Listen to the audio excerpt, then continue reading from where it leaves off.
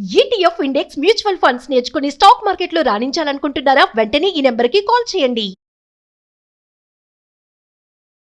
భార్యాభర్తలు ఇద్దరు ఉద్యోగంలో ఉన్నప్పుడు వంట చేయకపోవడం, తల్లికి సహకరించలేదనే కారణాలను క్రూరత్వంగా చూపించి విడాకులు మంజూరు చేయటం కుదరదని ఇటీవల హైకోర్టు స్పష్టం చేసింది.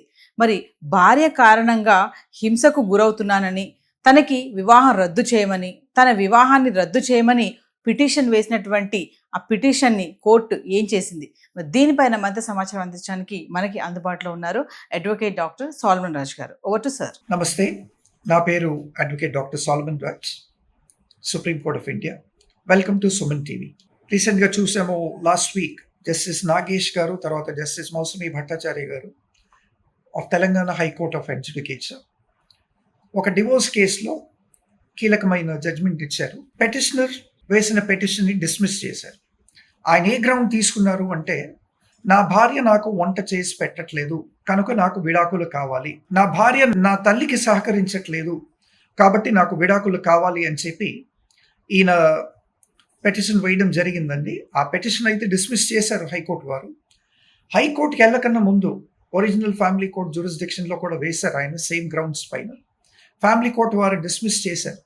ఫ్యామిలీ కోర్ట్ డిస్మిస్ చేసిన తర్వాత అదేవిధంగా హైకోర్టు కూడా డిస్మిస్ చేసింది. ఇక్కడ ఒక ప్రశ్న ఏంటంటే, జస్టిస్ నాగేష్ తర్వాత జస్టిస్ మౌసమి భట్టాచార్య గారు ఇచ్చిన జడ్జ్మెంట్ కరెక్ట్. భార్య వంట చేయట్లేదు అంటే దానిపైన డివోర్స్ గ్రాంట్ చేయొచ్చా చేయకూడదా అన్న ఒక ప్రశ్న చూసుకుంటే మనకి లీగల్ రెమెడీస్ ఏమున్నాయి, దాని తర్వాత ఈ లీగల్ గ్రౌండ్స్ ఏంటి. ఒక భార్య కానీ భర్త కానీ నాకు విడాకులు కావాలి అంటే హిందూ మ్యారేజ్ యాక్ట్ 1955 ఏమంటుంది? అకార్డింగ్ టు సెక్షన్ 13B ఎవరైనా పెటిషన్ వేసుకుంటే వాటి ఇంగ్రీడియంట్స్ ఏముండాలి, వాటి కాంటెంట్స్ ఏముండాలి, వాటి గ్రౌండ్స్ ఏముండాలి. వంట చెయ్యట్లేదు అన్న గ్రౌండ్ పైన కేవలం మనకి డివోర్స్ కలుగుతుందా, డివోర్స్ ఇచ్చేస్తారా? లేదండి, అబ్సల్యూట్లీ రాంగ్. వంట ఏ కారణంగా చెయ్యట్లేదు, వంట ఎందుకు చెయ్యట్లేదు, దాని వెనకాల ఎంతో అంటే ఒక లీగల్ స్క్రూటినీ ఉంటుందండి. Let us not go in to all that. కానీ under section 13B of the Hindu marriage act 1955 చూసుకుంటే, out of the 7 laid grounds for applying a divorce, the most pivotal and the most crucial is cruelty అండి. Majority of the petitions డివోర్స్కి file చేసినప్పుడు క్రూయాలిటీనే ground తీసుకుంటారు. ఈ cruelty అంటే ఏంటి? ఒక భార్య భర్తతో కలిసి ఇంకా బ్రతకలేడు అన్న సర్కమ్స్టాన్సెస్ క్రియేట్ అయిన తర్వాత అవుతున్నాయి అంటే మీరు కోర్టులో ప్రూవ్ చేసుకోగలగాలి. ఏంటి అంటే, నా ప్రాణానికి హాని ఉంది, నాకు అన్నంలో విషం కలిపి పెట్టే ఛాన్సెస్ ఉన్నాయి కాబట్టి నేను ఈవిడతో బ్రతకలేను, ఆవిడ నా ప్రాణాలు తీస్తుంది, లేదంటే ఆవిడ తమ్ముళ్ళు కానీ ఆవిడ కుటుంబీకులు కానీ నా పైన దాడి చేస్తున్నారు, నా ప్రాణానికి హాని ఉంది, నన్ను చితక బాదుతున్నారు, నన్ను ఫిజికల్గా హింసిస్తున్నారు అన్నవి ఇవన్నీ మెనీ ఇంగ్రీడియంట్స్ అండర్ క్రూయాలిటీ అండి. యాక్చువల్లీ క్రూయాలిటీ అంటే ఏంటి అంటే, క్రూయాలిటీ అన్నది it can be physical, it can be mental, it can be intentional or unintentional.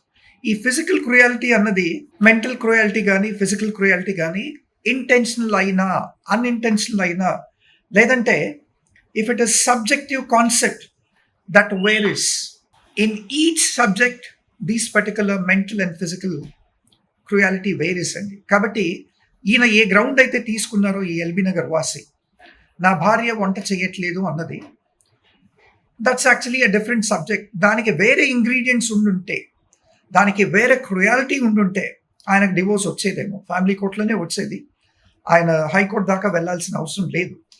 Mostly ఏంటి అంటే మనం చూస్తాం under section 498 of the Indian penal code which is very very popular. ఒక స్త్రీ వెళ్ళి భర్త కుటుంబీకుల పైన సెక్షన్ 498 ఆఫ్ IPC ఫైల్ చేసేవారు. ఏంటి అంటే harassment. What kind of harassment? It is not just physical harassment అండి, it is both physical as well as mental harassment.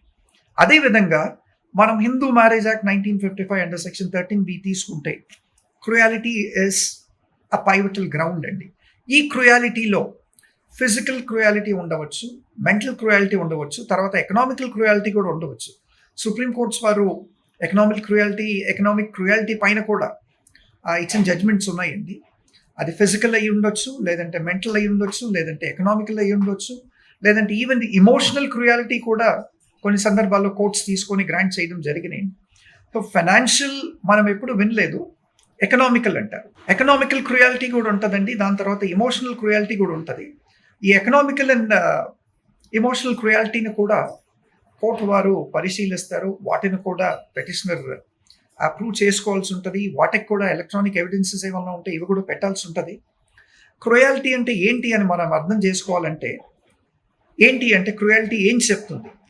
Cruelty అంటే any conduct which causes mental suffering or physical pain. Any conduct by the opposite party. ఒకవేళ husband విషయంలో అయితే wife opposite party అవుతారు, wife విషయంలో అయితే husband opposite party అవుతారు. So any conduct by the opposite party which may cause mental suffering and physical pain and endangers the life or the health of the petitioner and makes it impossible for the petitioner to live with the respondent. This is actually the description of cruelty andi. Mental unda ledante mental cruelty unda, physical cruelty unda ani very important. ఈ mental cruelty కానీ physical cruelty కానీ ఏ రకంగా ఉండాలంటే that it should actually endanger the life of the petitioner and the petitioner should be in a position to prove it అండి. So ఈ endangering of life అన్నది చాలా important in a marriage life. ఎందుకంటే marriage అనేది భార్యాభర్తల మధ్య ఒక trust. ఆ ట్రస్టే కోల్పోయినప్పుడు నన్ను చంపేస్తుంది భార్య, ఇందాక మనం అనుకున్నట్టు నా అన్నంలో విషం పెట్టి చంపేస్తుందేమో, నేను నిద్రపోయినప్పుడు నన్ను దేంతో అయినా బాధేసి కొట్టేసి నన్ను చంపేస్తుందేమో, ఆ ట్రస్ట్ ఫ్యాక్టర్ అనేది కోల్పోయినప్పుడు నేను ఈ భార్యతో నేను బ్రతకలేను. ఎన్నో సందర్భాల్లో చూసాం, కొన్ని కేసెస్లో భార్యలకి బాయ్ ఫ్రెండ్స్ ఉన్నప్పుడు, ఈ భార్యలకి వేరే ఎక్స్ట్రా మ్యారిటల్ అఫైర్స్ ఉన్నప్పుడు, భర్త రాత్రిపూట పడుకున్నప్పుడు భర్త రాత్రిపూట నిద్రిస్తున్నప్పుడు బాయ్ ఫ్రెండ్ని తీసుకొచ్చి భార్య తర్వాత పారమర్ ఆర్ ద బాయ్ ఫ్రెండ్ కలిసి భర్తల్ని చంపిన ఉదాంతాలు కూడా ఉన్నాయి. ఎన్నో కేసెస్ చూసాం మనం నార్త్ ఇండియాలో. సో ఒక భార్యకి భర్తకి మధ్య ట్రస్ట్ గనక కోల్పోతే, భార్య గనక లేదు మా భర్త నన్ను చంపేస్తాడు, నేను ఈ భర్తతో నేను ఉండలేను, వీడు మంచివాడు కాదు, రాత్రి తాగేసి వచ్చి నన్ను కెరసనాయిల్ పోసి నన్ను అంటే చంపేస్తాడు అన్న కేసెస్ కూడా ఉన్నాయి. అట్లాంటి స్టేజెస్కి కనుక ఒక మ్యారేజ్ వెళ్తే మాత్రం ఆ ట్రస్ట్ అన్నది లేదు. కాబట్టి క్రుయాలిటీ, ఎక్సెసివ్ క్రుయాలిటీ ఉంటే, అట్లాంటి వాటిని గ్రౌండ్స్ తీసుకుంటే డివోర్స్ అన్నది కోర్ట్స్ గ్రాంట్ చేస్తారు. కానీ కేవలం వంట చెయ్యట్లేదు అన్న గ్రౌండ్ పైన మీరు డివోర్స్ అప్లై చేసుకోవడం మాత్రం I think it is baseless అండి. Because there is no application of mind of law అక్కడ ఈ పర్టికులర్ గ్రౌండ్ పైన చూస్తే. కానీ దాంతోపాటు వేరే క్రుయాలిటీ గ్రౌండ్స్ ఉండుంటే మాత్రం ఇది కూడా the court would have actually taken this into consideration. అందుకనే the grounds of cruelty while applying divorce is very important. So ఈ కీలకమైన జడ్జ్మెంట్ మనం చూస్తున్నాం. తెలంగాణ హైకోర్టు జస్టిసెస్ నాగేష్ తర్వాత జస్టిసెస్ మౌసమి భట్టాచార్య గారు ఇచ్చారండి. ఈయనకి ఇప్పుడు లీగల్ రెమెడీ ఏంటి అంటే, ఈ పెటిషనర్కి he can approach the supreme court with additional evidence. అప్పుడు ఆయనకు అక్కడ ఏమన్నా రిలీఫ్ కలుగుతుంది. Thank you.